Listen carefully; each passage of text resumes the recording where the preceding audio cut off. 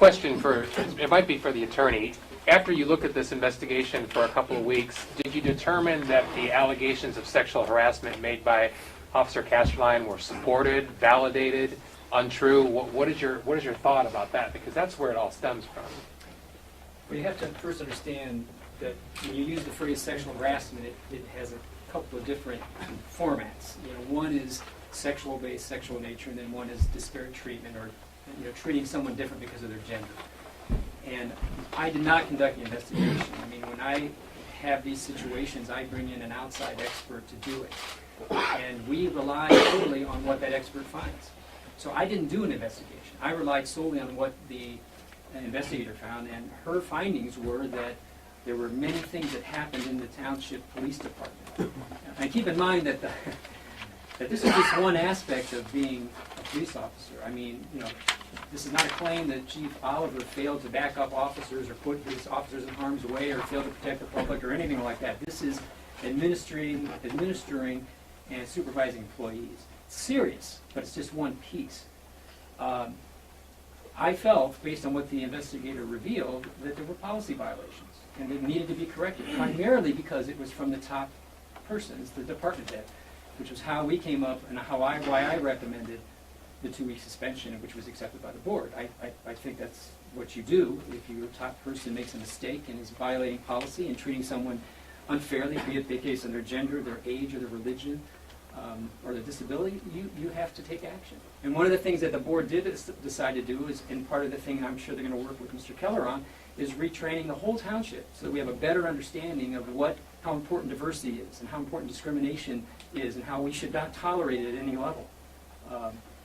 So that, my opinion was, I thought that the investigator spent a lot of time, had to spend a lot of time, I think almost 20 hours interviewing people. $8,000 worth. Well, I mean, I don't know about that piece, but I can tell you that that's a lot of time, and it's a lot of energy. 36 hours. Wow.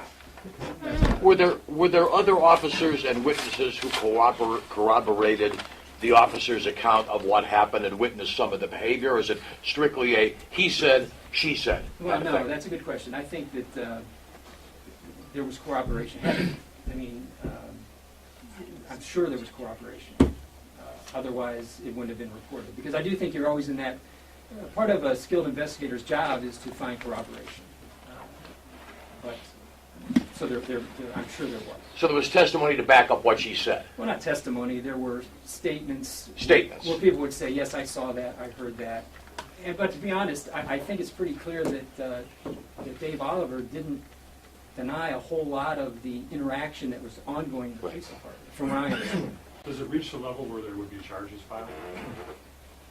No. Charges, what do you mean? Criminal charges? Yeah. No, there's nothing like that. Compensatory from the plaintiff? At this stage, a person in this situation, Ms. Casterling as an example, she has options. She can file a complaint with the EOC or the OCRC, or she can file a claim under Ohio law if she feels that she's been somehow damaged and entitled to civil damages. A finding by a fact finder that there were policy violations doesn't mean that they have violated Title VII and that you violated Ohio law to which you would be entitled to damages. Those are different animals. How long has she been on the police department? That's a good question.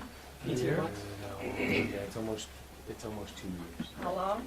It's almost 2 years. So we're taking a police captain that's been with the force for 20 years, who has, in my opinion, an outstanding reputation, and you have an employee that's been with the department for 2 years, and all of a sudden, because, and I don't know the whole, she probably didn't like it. To me, it's more of a political issue, and I think it's a disgrace for the trustees to even, I don't think they supported him like he should have been.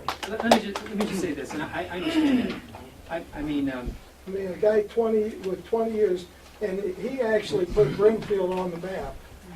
well, let me. Half the people never heard of Brimfield till he Let me just came say up. this. I have represented Brimfield Township whenever they've been in litigation or tough spots for over 15 years. I've known Chief Oliver. I knew him before he was the chief, when he was he was an employee here. In fact, that's a funny story. He sued the township back years ago, and I defended the township.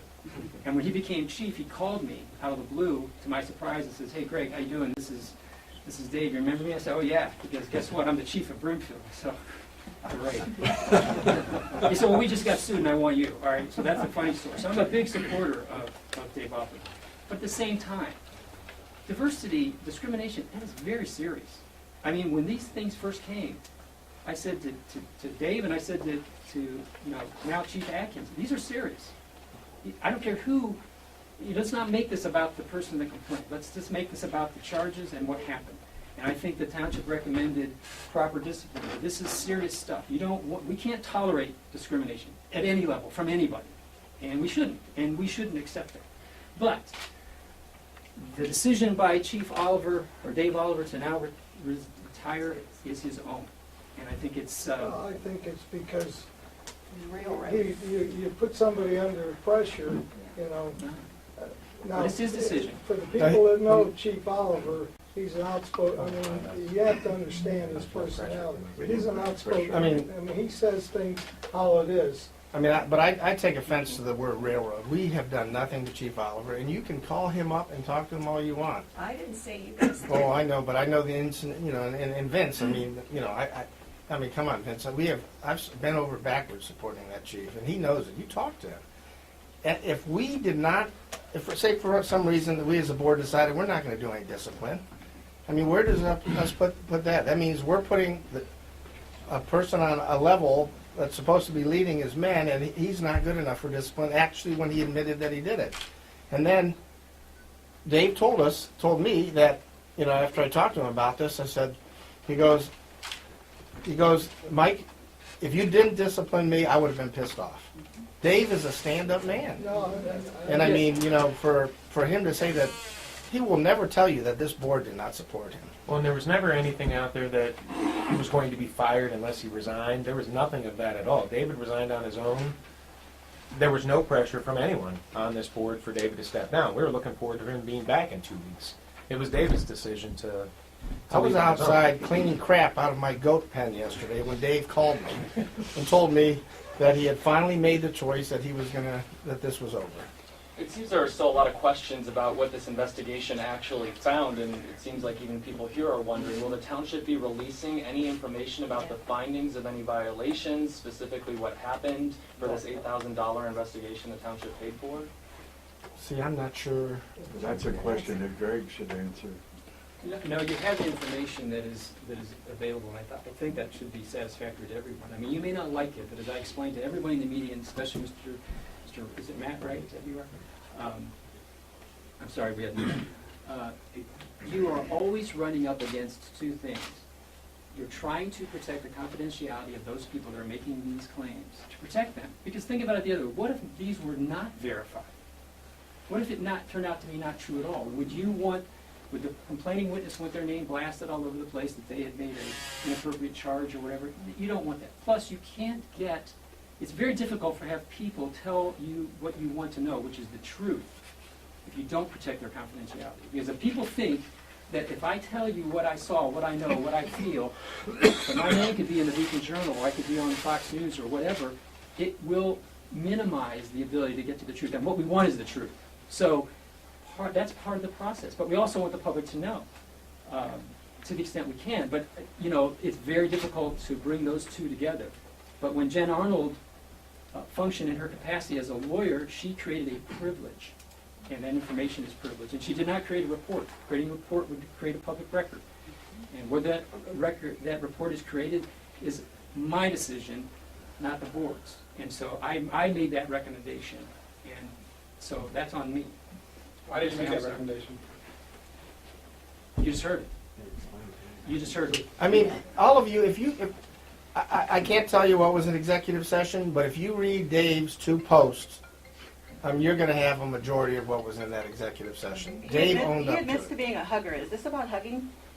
Honestly, we don't have a lot of specifics of what we're accusing him of Well, here. you read his 2 posts. I did. He admits to being a hugger, He is a hugger. which is not illegal last time I checked. I agree. So a lot of people are concerned. I've been following this all day and lots of conversations, and one fact that people would like to know is, did the officer explain at least once to him that she was not comfortable being hugged or whatever was going on? Did she express this and communicate to him? Because people are perceiving that to be necessary for this to be happening now. Well, I believe that there were a whole lot of things that occurred based on what the investigation revealed that probably would have prevented and could have prevented some of this. And this falls back on the side of training. For instance, and you bring a good example. If someone is hugged and they don't want to be hugged, and they communicate that, that's an issue that needs to be, people need to understand how that works. We live in a society where the victim is usually heard, and people who suggest that there might be more to the story are accused of blaming the victim and therefore not hearing the victim. So I think that the pendulum has swung, in my opinion, pretty far. And you, as a lawyer, is this something you're aware of? I mean, is this something that you see regularly? Because we're reading what Chief Oliver has to say, but I don't think we're really hearing him. And like everyone here says, he's done a tremendous amount of good for this community, and he hugs people. Well, he hasn't, but again, I suggest don't make this about Hugging? the complaining person or just about hugging. It's beyond just, it would certainly have to be more than that. That's what would be really beneficial to know. Well, what I think you need to know is that the investigation revealed that Ms. Castelline felt she was being treated differently because of her gender.